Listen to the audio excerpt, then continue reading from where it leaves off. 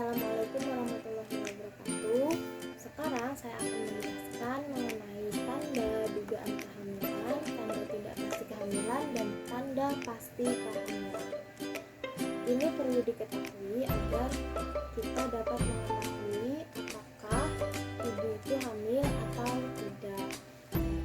Untuk yang pertama, ini adalah tanda dugaan kehamilan.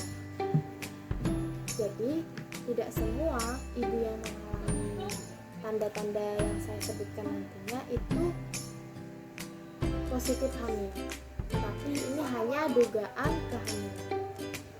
Yang pertama di sini ada amenorrhea atau terlambat datang bulan.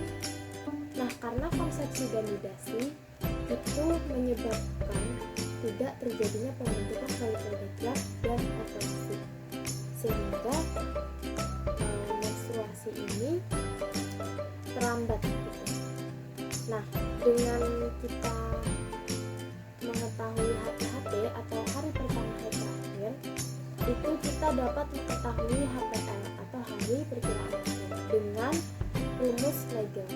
Nah, rumus Legel ini jika HPHT-nya itu dari bulan Januari sampai Maret, maka tahun ini tetap bulannya itu ditambah 9 dan harinya itu ditambah 7. Tapi kalau HPHT-nya itu dari bulan April sampai Desember, maka tahunnya itu ditambah 1, bulannya itu dikurang 3 dan harinya itu ditambah 7. Nantinya akan dapat memperkirakan hari perkiraan. Nah, kemudian di sini ada nausea atau mual. Jadi pengaruh kadar estrogen dan progesteron itu menyebabkan kenaikan asam lambung sehingga terjadi mual dan muntah. Nah, biasanya ini sering dialami ketika pagi hari atau disebut juga dengan morning sickness. Nah, karena mual dan muntah ini biasanya nafsu makan berkurang. Selanjutnya ini ada ngidam. Kenapa ngidam? Karena ibu ini memproduksi hormon leptin, ghrelin, zat neuropeptidia yang menyebabkan nafsu makan seorang itu berkurang atau bertambah. Kemudian sinkop atau pingsan. Jadi terganggu sirkulasi di daerah kepala yang menyebabkan iskemia ya, atau kurang darah di jaringan organ tubuh. Kemudian pengaruh payudara tegang ini karena pengaruh estrogen, progesteron, dan somatomotripin itu yang menyebabkan deposit lemak, air, dan garam pada payudara. Jadi payudara melegang, kencang, dan agak sakit.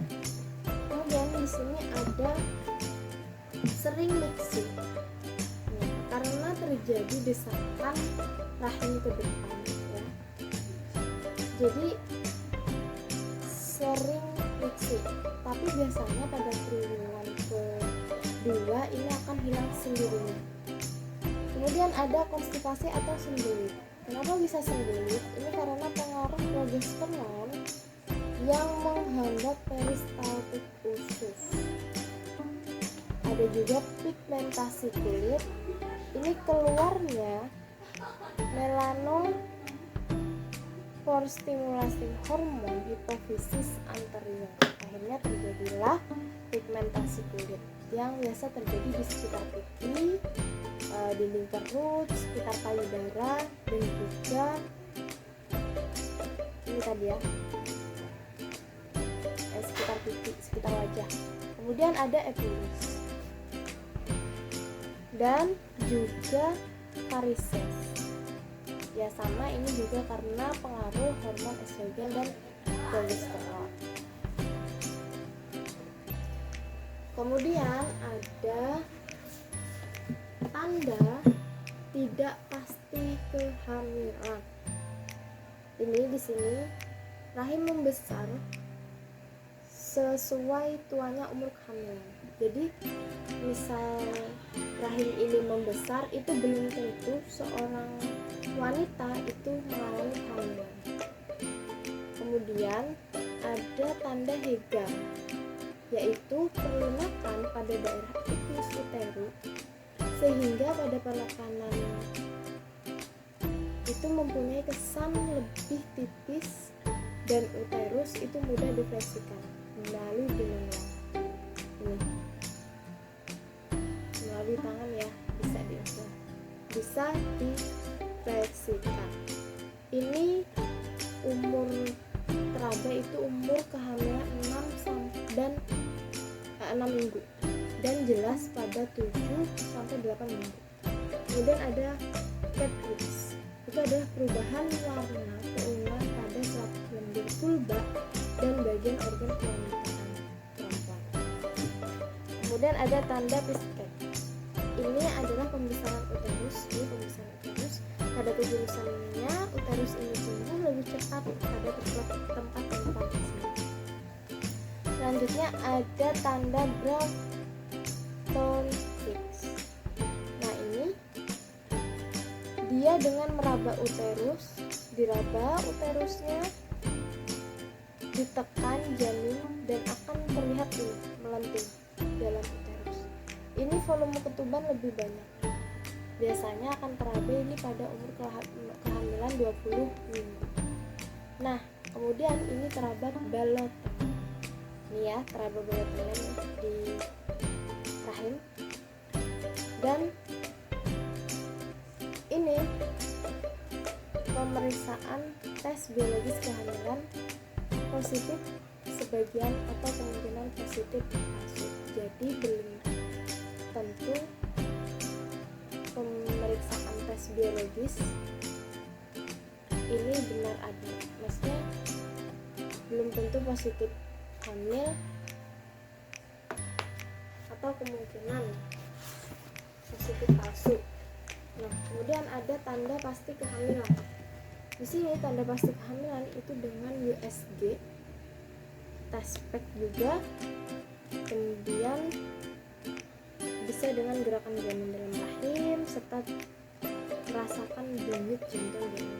Nah, untuk USG sendiri ini adalah memanfaatkan gelombang suara. Jadi bisa dilaksanakan di trimester pertama, yaitu pada 4 sampai 5 minggu kehamilan. Dideteksi itu baru dideteksi kantung kehamilannya saja. Kemudian dengan tespek itu pemeriksaan untuk mendeteksi keberadaan atau jumlah hormon HCG, yaitu hormon yang diproduksi selama masa kehamilan dan dihasilkan oleh sel-sel yang terbentuk dalam plasenta. Nah, fungsinya itu untuk memelihara sel telur yang telah dibuahi dan telah menempel pada dinding rahim. Terdeteksi pada hari ke-10 sampai 14 hari setelah proses pembuahan. Kemudian ini yaitu dengan gerakan janin dalam rahim. Dengan teraba atau terlihat gerakan janin, teraba bagian-bagian janin.